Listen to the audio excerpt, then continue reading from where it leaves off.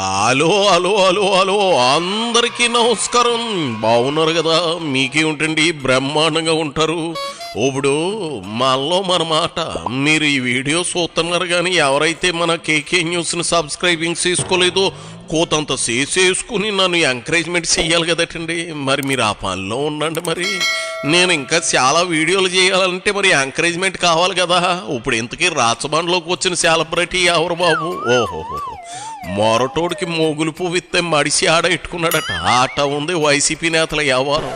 లేకపోతే ఏంటి, డిఎస్సి అభ్యర్థుల ఎంపిక విధానంలో ఎలాంటి తప్పు జరగలేదు మొర్రో అని ఐఏఎస్ల దగ్గర నుంచి కూటమి నాయకులు చెబుతూ ఉంటే తాను పట్టిన కుందేళ్ళకి 3 కాళ్ళు అంటూ జగన్ అనుకో అసత్య ప్రసారాలు చేసేస్తూ ఉన్నారు. ఇక్కడ వాళ్ళకి కూడా అర్థం కానిది ఏంటంటే ఇది వైసీపీకి పెద్ద సెల్ఫ్ గోల్గా మిగిలిపోతూ ఉంది. అంచేత ఎక్కడితే అబద్ధాలు విష ప్రచారానికి శర్మగీతం పాడితే బాగుంటుంది. లేకపోతే ఇదిగో 16,000 పైసలకు ఉద్యోగులు పొందిన వారు అంతే. వైసీపీ నేతలు ఎక్కడ కనిపిస్తే అక్కడ కొట్టేలా ఉన్నారు. చూసుకోండి మరి. సరే, ఇప్పుడు మన రావు గారు రాచమండ్రిలో గెస్ట్ ఎవరనే కదా మీరు అడిగేది. ఇంకెవరు? YCP daily star అంబటే.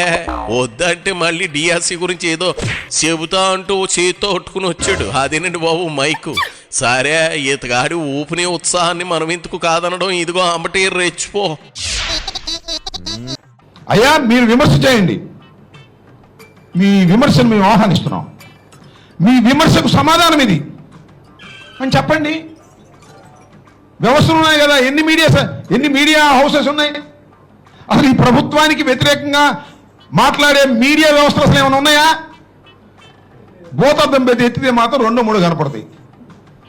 వదలగొట్టవచ్చు కదా. దానిలో ఈ స్పోర్ట్స్ కోటాలో ఏ ఒక్కటి కూడా అన్యాయంగా జరగలేదు, డబ్బులు తీసుకోలేదు, పారదర్శకంగా జరిగింది. ఇదిగో సుబ్బారావు పుల్లయ్య అని వైట్ పేపర్ రిలీజ్ చేసి డిబేట్ కదండి, రారు. డిబేట్ కూడా నేను గట్టిగా అడిగితే కేసు పెడతారు. కేసు పెడతామంటే భయపడతారు. అది కూడా పోయింది. భయపడే వ్యవహారాలు కూడా పోతున్నాయి. కాకపోతే సింగిల్గా ఉన్న వాళ్ళకి ఇబ్బంది. వాళ్ళకి లీగల్ ఎయిడ్ రాదు. లోపల పెడితే భోజనం తీసుకొచ్చేవాడు ఉండడు. పెళ్ళాం బిడ్డలు ఇబ్బంది పడతారు. మా బోర్డు కంటే ఉంటాం. మీరు పదే యాదవ ప్రశ్నలు వేస్తే ప్రభుత్వం పనులన్నీ మూసు కూర్చుని చర్చలకు రావాలా? అయినా సాక్షి మీడియా ఉంది కదా, అక్కడ పెట్టించుకొని చర్చ ఉపచర్చలు. ఏంది కేసులకు భయపడడం లేదా? ఒక్కసారి ఫ్లాష్ బ్యాక్ గుర్తు తెచ్చుకో. అమ్మటే ఏమైందో అప్పుడే మర్చిపోయావా ఏంది? ఆత్మావలోకనం చేసుకో. చూశారు కదా, ఇందాక పటేల్ గారు చెప్పారు. సరే, అది నా స్వవిషయం ఇక్కడ ప్రస్తావన చేయాలని అనుకోవడం లేదు నేను. ఎంత అన్యాయం చెప్పండి. నన్ను కొట్టి, నా ఇంటి మీద కొట్టి 18 రోజులు నన్ను జైల్లో పెట్టి మీడియా అంతా చూశారు కదా. మీడియా అంతా చూశారు. 7 గంటల 20 నిమిషాల సేపు మీడియా మొత్తం లైవ్ చూపించింది. అన్ని మీడియాలు కాకపోయినా కొన్ని మీడియాలు కాసేపు ఇది. ఒక్క అరెస్ట్ చేశారండి. మీ దుంపదేగా.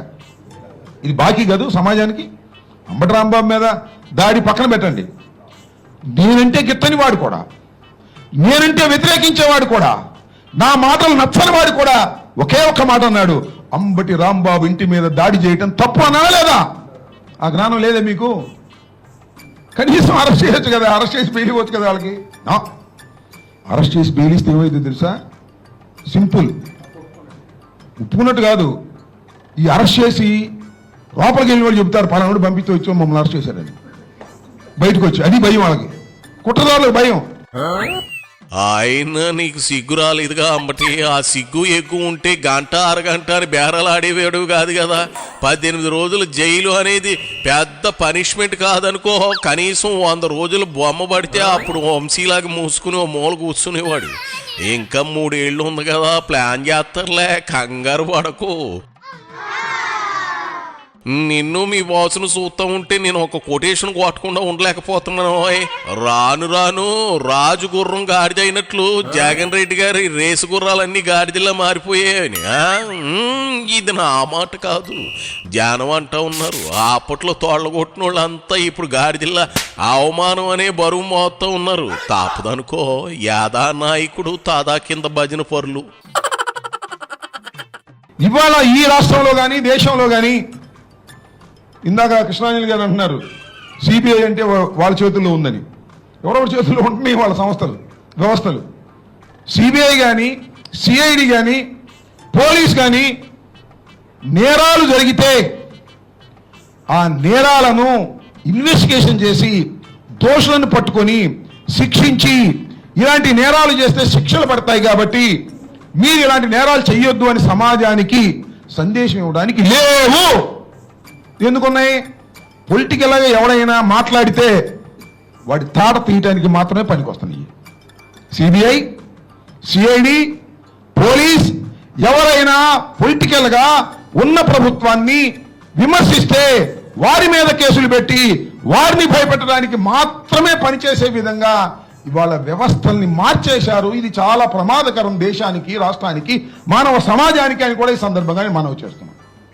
చాలా ప్రమాదకరమైన ధోరణిది. చా నిజమా ఏటి?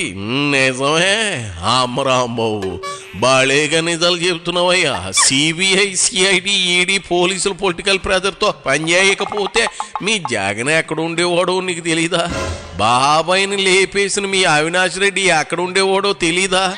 అన్నీ తెలిసి ఇక ఒట్టి చిలిపి మనిషివి నువ్వు. అంటే 36 సిబిఐ ఈడీ కేసుల్లో జగన్ వ్యవస్థను మేనేజ్ చేసాడు అంటావు, అంతేనా? జగన్ మీద అంత కడుపు మంట ఎందుకయ్యా అమ్మటే? ఈ మొక్క ఆయన కానీ ఇంటే ఎలాంక ప్యాలెస్ నుంచి వచ్చి నీతో ఎలకల మంది ఆగించేస్తాడు. ఊరికే గెలుక్కోకు కంపు కొట్టేయగలదు. ఏది ఏమైనా ఒక మంచి చర్చా వేదిక. సరే, దీనివల్ల ఏదైనా ప్రభుత్వం గడగలాడిపోద్దా లేదా పక్కన పెడదాం. కానీ మీరు గమనించండి, మాట ద్వారా ఇప్పుడు ఏదో ఆ పత్రికలోను ఈ పత్రికలోను ఏదో రాసినా కూడా నోటి మాట ద్వారా చాలా ఎక్కువ ప్రచారం జరుగుతుంది. నాకు అనుభవం ఏం చెప్తున్నా, నోటి మాట ద్వారానే ఎక్కువ ప్రచారం జరుగుతుంది. ఇలాంటి చర్చా వేదికల ద్వారానే నిజమైనటువంటి భావన వ్యక్తమవుతుంది. నిజంగా కూడా కన్విన్స్ అవుతారు. రాంబాబు ఇదే వైఎస్ఆర్సీపీ ఆఫీస్ దగ్గరికి వెళ్ళి ఓ ప్రెస్ మీట్ పెడితే కన్విన్స్ కారు, ఇక్కడ చెప్తే కన్విన్స్ అవుతారు. ఎందుకంటే ఆ వేదిక మీద మాట్లాడితే అన్ని వాళ్ళు అట్టగా మాట్లాడతారండి, తెలుగుదేశం మీద కోపం అనుకోవచ్చు. కానీ వాస్తవాలకు దగ్గరగా మాట్లాడినప్పుడు ప్రజలు కూడా గమనిస్తారు, నిదానంగా ఎత్తుకుంటారు. ఒకసారి వాళ్ళు ఏంటంటే ఒకసారి వచ్చి ప్రభుత్వం మీద తిరుగుబాటు చేసే పరిస్థితి ప్రజల్లో లేదు, ఇవాళ ఉండదు కూడా. సమాజం ఒక దెబ్బతినిపోయినటువంటి పరిస్థితులు, ఈ కేసులు వ్యవహారాలు ఇవన్నీ కూడా, అవసరాలు కూడా ఉంటాయి కొంతమందికి. ఎందుకు వచ్చిన గొడవలే, మనం ఎమ్మెల్యే గారికి వ్యతిరేకంగానో లేకపోతే మంత్రి గారికి వ్యతిరేకంగానో ప్రభుత్వానికి వ్యతిరేకంగానో మాట్లాడితే మళ్ళా మనకేదో పనులు ఉంటాయి, వెళ్తే వాళ్ళు పనులు చేయరు, ఇలాంటి అన్నీ కూడా వచ్చేసి. నీ తాసారావుల బోర్డు రాంబాబా, ఎక్కడే ఇలాంటి మాట్లాడేటప్పుడు నువ్వు నాకు నచ్చుతావయ్యా. ఆ అనుభవం అన్ని నేర్పిస్తుందంటే ఇదే. ఇలాంటి చర్చా వేదికలు పెట్టినంత మాత్రాన కూటమి ప్రభుత్వం భయపడదన్నావు చూడు, అసలు భయపడే సీనే లేదు. అది నీకు తెలుసు. మరో మాట అన్నావు, వైసీపీ పార్టీ ఆఫీసులో ఏం మాట్లాడినా జనం పట్టించుకోరు అని తేలిగ్గా తీసి పారేస్తారన్నావు చూడు, అదైతే 100% నిజం. అలాంటప్పుడు ఎందుకు వచ్చిన కంఠశోష చెప్పు, లైట్ తీసుకో. అది సరే, జగన్ పార్టీ పెట్టక ముందు కూడా పరిస్థితులు ఇలాగే ఉండేవా? అదేనయ్యా, నువ్వు కాంగ్రెస్లో ఉండేవాడు కదా, ఇలాగే ఉండేవా రాజకీయ పరిస్థితులు? ఆ ఒకే ముక్కలో చెప్పి ఇక మైక్ ఇచ్చేసి వెళ్ళిపో. పూర్వంలాగా లేవు. మేము 1989లో కాంగ్రెస్ పార్టీలో శాసనసభ్యుడిగా ఉన్నప్పుడు ఇలాంటి పరిస్థితులు లేవు. వాళ్ళంతా ఫ్యాక్షన్ లాగా తయారైపోయినటువంటి పరిస్థితులు. నిన్ను జగన్ డోకలో దాన్ని డిక్కీలో దొంగ పెట్టే రోజు దగ్గరలోనే ఉందయ్యా రాంబాబు, నాకు అలాగే అనిపిస్తా ఉంది. లేకపోతే ఏంటి నువ్వు అనేది? పూర్వం ఇలాగే ఉండేది కాదు, మేము కాంగ్రెస్లో ఉన్నప్పుడు బాగుండేది, జగన్ పార్టీలో వచ్చాక చెత్త పరిస్థితులుగా మారాయి అంటూ ఉన్నావు. తప్పు కదా. మాంసం ఎక్కేదాకా మాయ రోగం, మాంసం ఎక్కాక అసలు రోగం అన్నట్లు నువ్వు మాంసం ఎక్కకుండా నీ రోగాలన్నీ ఇక్కడే ప్రదర్శిస్తా ఉన్నావుగా. అవతల సుకన్య మాంసం వేసి దుప్పటేసి మల్లెపూలు చల్లాను రాజా, నా ఆంబోతు రాజా అంటూ సాంగులు సింగుతూ ఉందట. నువ్వు అర్జెంటుగా వెళ్ళు, లేకపోతే నీ కోప కొల్లేరైపోద్ది. వెళ్ళు, ఆ పని మీద ఉండు. అయిపోయి